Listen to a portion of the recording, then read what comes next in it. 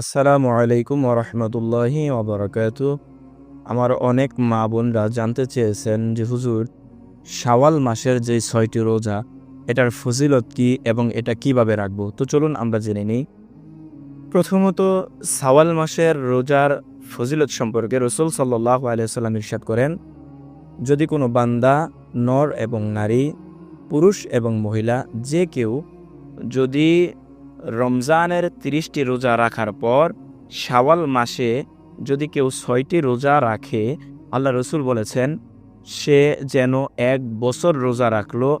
১ বছর রোজা রাখলে যেই সওয়াব আল্লাহ পাক রব্বুল আলামিন রমজানের ১ মাস রোজা রাখার পর শাওয়াল মাসের রোজা যদি কেউ রাখে, আল্লাহ পাক রব্বুল আলামিন তার আমলনামায় ১ বছর রোজা রাখার সওয়াব দান করে। সুবহানাল্লাহ। তো অনেক মাবুররা জানতে চেয়েছেন যে এই রোজা কিভাবে রাখবেন।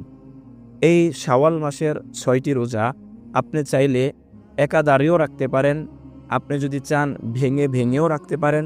তবে শাওয়াল মাসের এই ৬টি রোজা ঈদুল ফিতরের পরে অর্থাৎ শুরুর দিকেই একটানা রেখে দেওয়াই উত্তম। চাইলে আপনি ভেঙেও রাখতে পারেন, একাধারেও রাখতে পারেন। দ্বিতীয় কথা হচ্ছে, অনেকে প্রশ্ন করে থাকে যে হুজুর, শাওয়াল মাসের এই ৬টি রোজা রাখলে এতে কি কোনো তারাবির নামাজ আদায় করা লাগবে কিনা?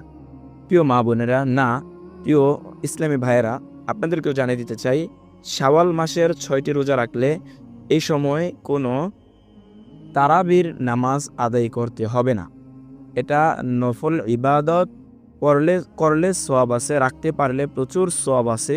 যেটা আগেই বলে দিয়েছি, রসুল বলেছেন যে রমজানের 30টি রোজা রেখে শাওয়াল মাসের 6টি রোজা রাখবে, আল্লাহ তার আমলনামায় ১ বছর রোজা রাখার সওয়াব দান করবে। সে যেন ১ বছর রোজা রাখলো। সুবহানাল্লাহ। এটার অনেক ফজিলত রয়েছে।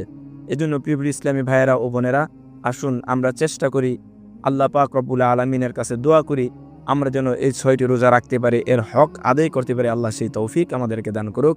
আমিন। আসসালামু আলাইকুম ওয়া রাহমাতুল্লাহি ওয়া বারাকাতুহু।